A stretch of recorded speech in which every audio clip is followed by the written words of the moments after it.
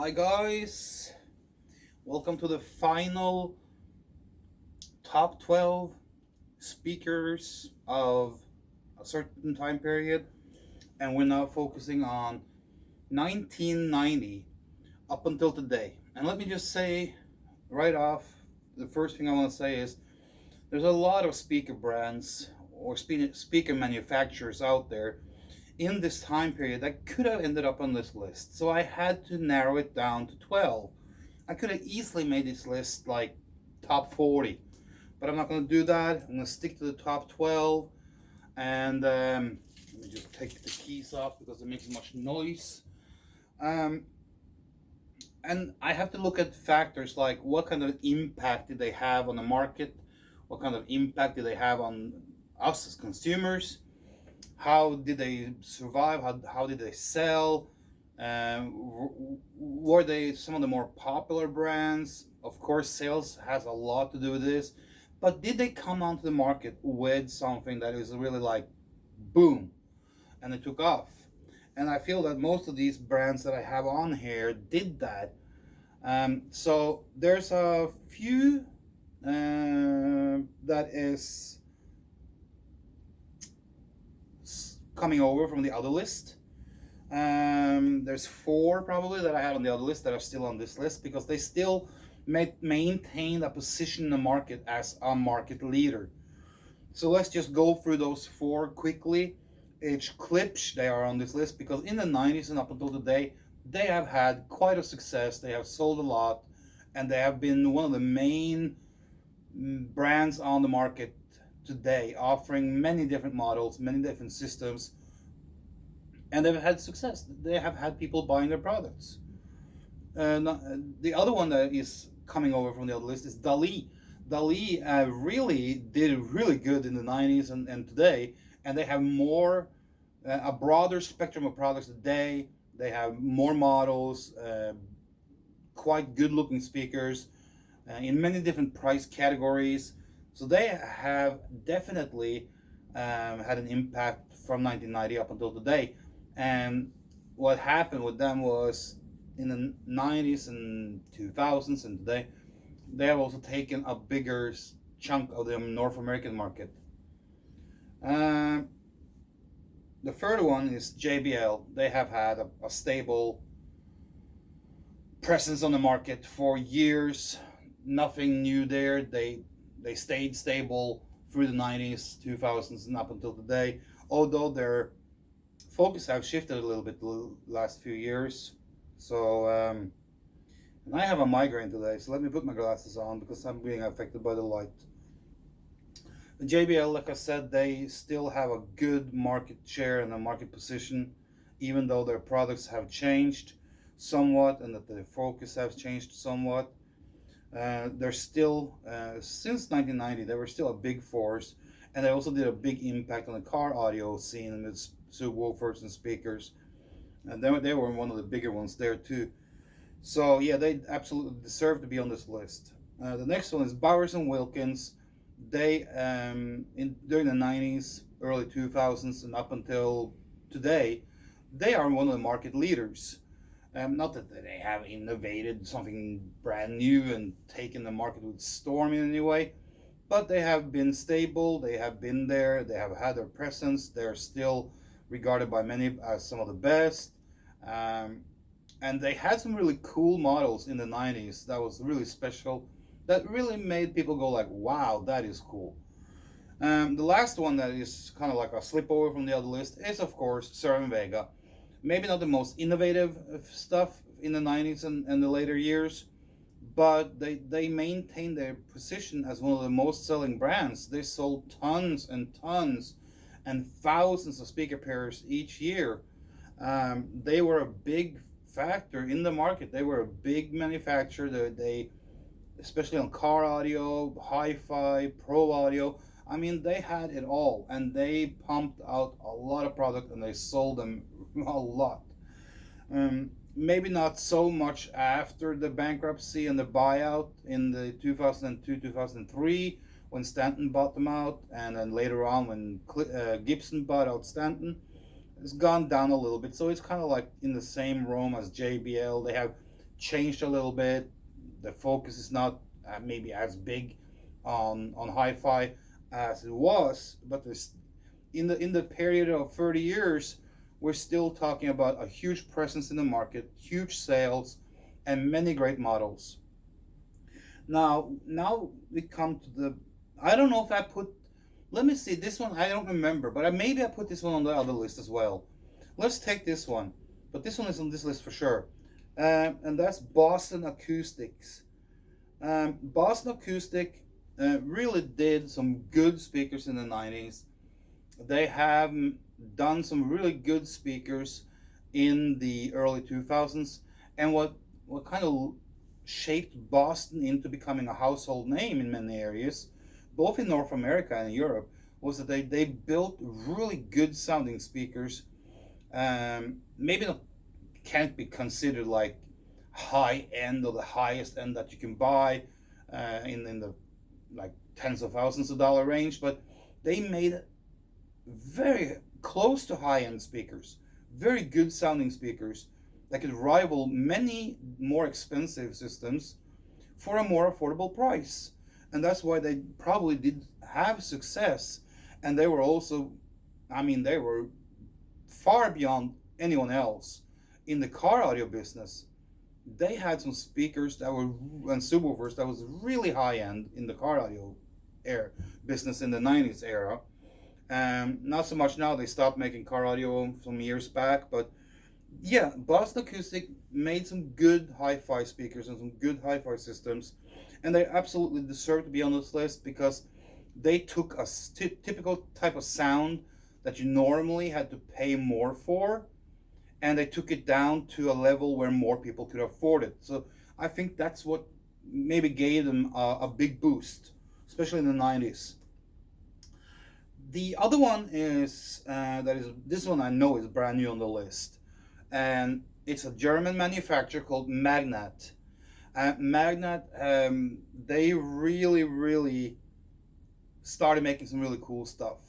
And in 1996, they released a model called the 770, and it was quickly become a success, and a lot of people were like, wow, what is this? And it was a really good speaker. A friend of mine had those Magnet 770, and I was impressed by them. I have to say that when Magnet released that model, it was like an eye opener for many, and it wasn't too outrageous priced either. So it was like it wasn't cheap either, but it was okay in price, and it set this kind of like it kind of like raised the bar for many. And then of course they released the model called 990, which was it looked like something out of Star Wars for many at that time, but the sound is killer. I have heard them once at a dealer location where it wasn't kind of like a open to the public dealer. Well, it was, but these speakers were kind of like in a room where you could go in, maybe you and two or three others, and they locked the doors, and they did a private session and a demo. And I heard them in that kind of environment, and oh my God, did they sound nice and almost perfect. They were so good. They cost quite a bit more, but it's absolutely, those two models alone made Magnet coming on this list. They have had some car audio adventures too, and they did really good there. They also have some amps. I think they have some tube amps. They have different kind of stuff. So Magnet should absolutely be on this list, and they are, because they came on the market and they really did that wow factor thing.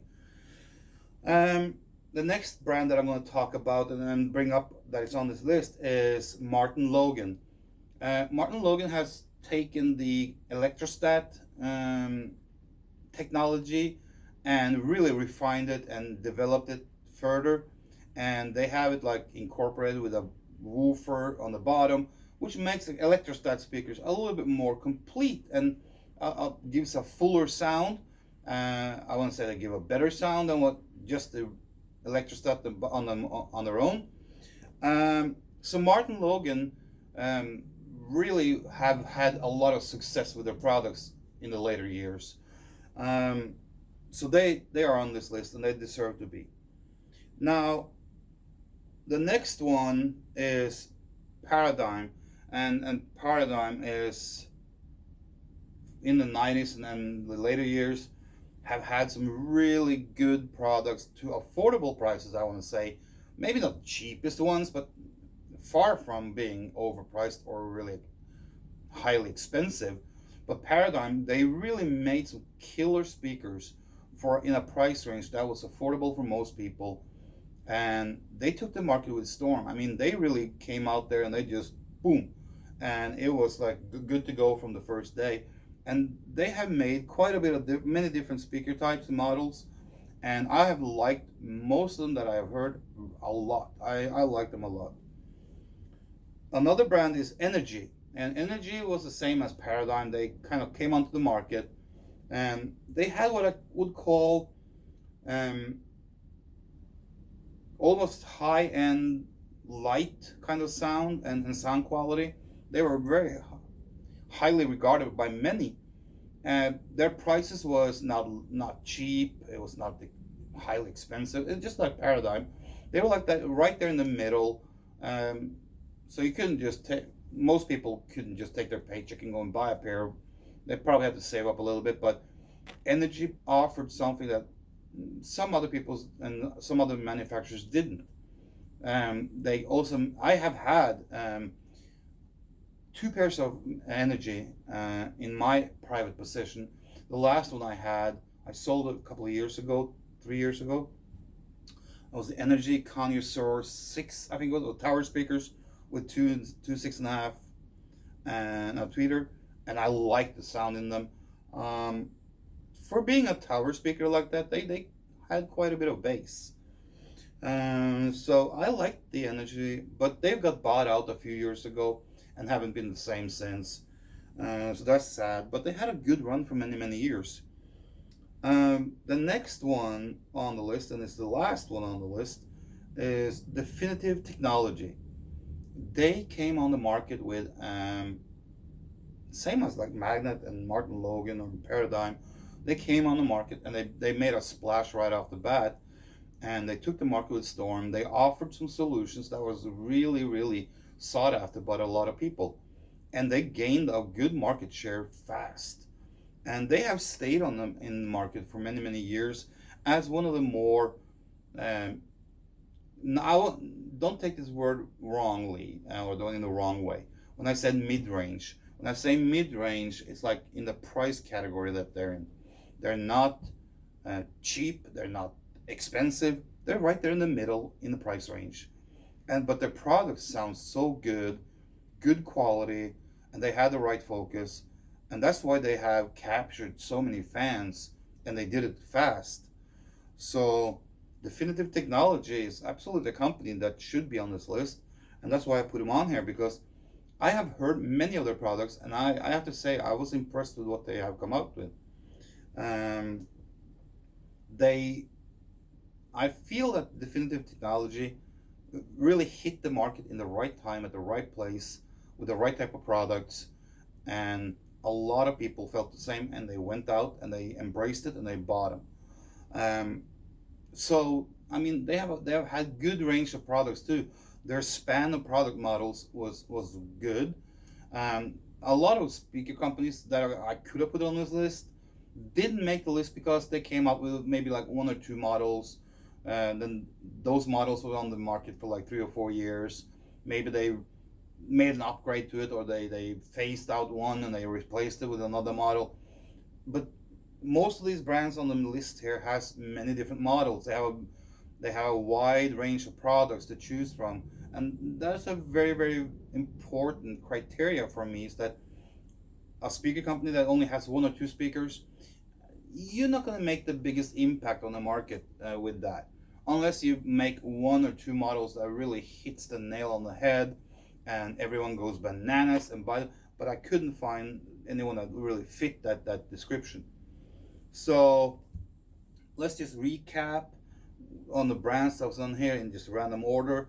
We had Klipsch, we had Dolly, Sir and Vega, JBL, Boston Acoustic, Magnet, Martin Logan, Paradigm, Energy, Definitive Technology, and Bowers and Wilkins. They are on this list for the period of 1990 and up until today. These are the brands that I feel that I have seen and kind of like, okay, they had their presence, they had a big market share, they did a splash, and they brought something to the market in this period that many others was not close to do. And like I said, I could have made 40 speaker brands and speaker companies on this list in this period. I can do some honorable mentions, and that is a Norwegian brand called Forceman. Forceman is a very, very expensive kind of brand. They're considered very high end. They make deep holes, they make open baffles, and they kind of pioneer that type of speaker technology, and they're doing really good. But like they are, even though they have made some really good innovative things and they made some really cool looking speakers, they haven't really, because of the price and the segment they are in and the target group that they're targeting, they're not on this list because they're targeting more of the high-end audiophile market, and they're maybe not selling as much or having such a presence in the market as these.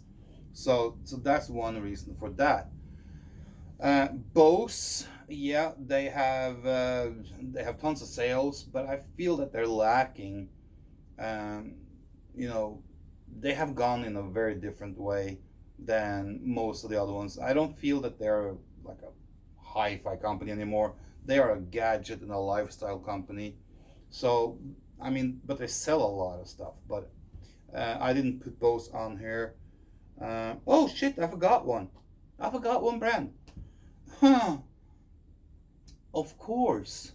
Who else have sold? I mean, I need to get glasses. It's right here on my list. Okay. Let's put number 12 in the list because I forgot the last one. How the heck could I do that? Polk Audio. Jesus. I'm not saying that Polk Audio is the greatest speaker company in the world or that they make the greatest speakers, but since 1990, they have made some really good speakers and they have had steady good sales each year. They have sold a lot of product, and almost wherever you turn around and you look up speaker ads or speaker listings for sale, Polk Audio always comes up, and they have sold tons of them. And I have had many Polk Audio speakers coming through my hands. I have had them for a period of time, used them, and been satisfied and happy with them. Like I said, maybe not the highest end, but and in the later years, the quality and the manufacturing quality has gone down a little bit. That's how I feel about it. But from the 90s up until today, Polk Audio have had a good presence in the market, and they have sold a ton of speakers. Now, that was a complete list. Now I can continue with my honorable mentions. Oh Lord. Another brand that is maybe considered to be a little more like entry level and maybe not regarded by many as good, but at least in Europe they had tons of sales because they were a cheaper brand with good looks. They made good looking speakers, and people bought them. And that's Kirksetter. It's a German brand, Netherlands brand. I think it's German. Kirksetter. And they sold tons of speakers, but they were not good enough to be on the list because they didn't make like a change or a big impact on the audio market. But they had good sales, so that's why I'm giving them an honorable mention. Other brands that I could do an honorable mention on in this time period is Yamaha. They have been pumping out products every year since they started. But I kind of felt that they went more the pro way and instrument way, so they kind of laid back a little bit on the speaker side and the hi-fi side, and they went heavy on the receiver part. So that's why I'm just giving them an honorable mention. Another brand that I can mention in this honorable mention segment is um, I had a pair, and I don't remember the model on them, but I was kind of like, it's okay. It was good. It's not like the greatest, but um, MDS, I think it was called.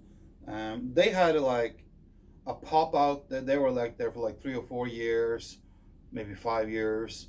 I think it was MDS, and they were like, they sold a ton, especially in the area where I'm from and where I come from. Um, they didn't really invent anything new, but they had a ton of sales, and they grabbed a lot of attention. So I had one of those, and there was like tower speakers with two eights, and there was six, 5 1/4 or six mid range and a tweeter. It was really cool looking. I think it was made in Sweden. I'm not sure, um, but it was. I know they sold a lot, and they sold through a couple of specialty stores in Scandinavia. I know they sold through a specialty store in Germany. I know they sold quite a bit in England. So they were present in a lot of markets in Europe, but I don't think they sold much over here in North America. So yeah, and one that was on the other list that I made that still stayed, had quite a bit of a presence in the 90s and up to today, is Keith. They almost made this list. I mean, they could have made this list, but I feel that they kind of went down a little. They got passed by others. Um, so they're still making good products. Don't get me wrong on that. But before 1990, there was more focus on Keith than after 1990. The way I feel about it. Um, so yeah, I think that's and another brand that sold a lot, but I mean the quality tanked after 1990 and up until today was Wharfdale. They have sold a ton of speakers after 1990 and up until today, but it's been through various ownerships, and they have had some. I mean, a couple of times they had an owner who didn't even actively build speakers. They just leased the name out, and other companies were building Wharfdale speakers on license. So that's why they're not on here, because the quality was not there as it was before. So, but I mean, they sold a lot. That's why they're still around today. So, and I mean,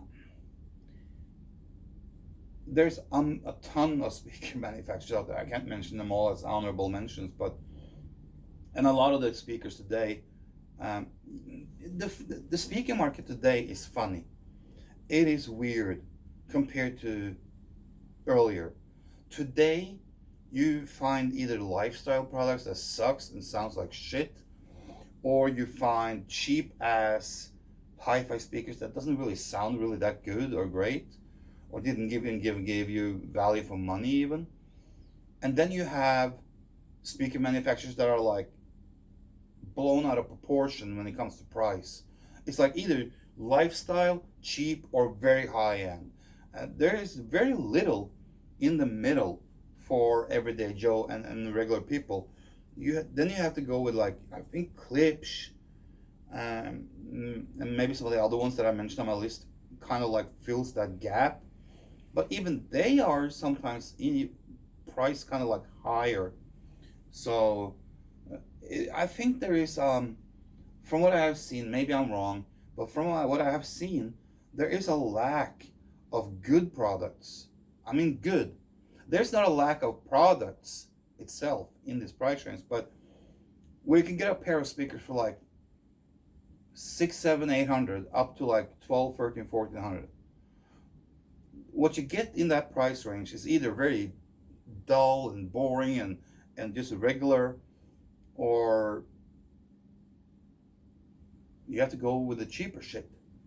If you want some really, really good stuff, you have to jump over $2,000 $2,000, $2,500, $3,000. Then things really start to become really, really good. Below that, it's kind of questionable. Even products from JBL and Certain Vega. I mean, the new Certain Vega today is like, Jesus crap. But it's like the XLS and the SL is just some of the worst thing to ever come out with the Certain Vega name on it. And they cost you like 12, 13, 14, 1,500 bucks for the pair. For the most expensive ones. Of course, you get some cheaper ones too, but so the market today on speakers are weird, very weird. It's like crazy weird. I think that's concluding this list. So let me do a final recap, okay? Because I forgot Polk Audio. Klipsch, Dali, Certain Vega, JBL, Boston Acoustic, Magnet, Polk Audio, Martin Logan, Paradigm, Energy, Definitive Technology, and Bowers & Wilkins. That's the top 12 between 1990 and today. And the factors that played in was market presence, model selection, price, and quality. That's it, guys. That's the top 12, 1990 up until today. Until next time, take care.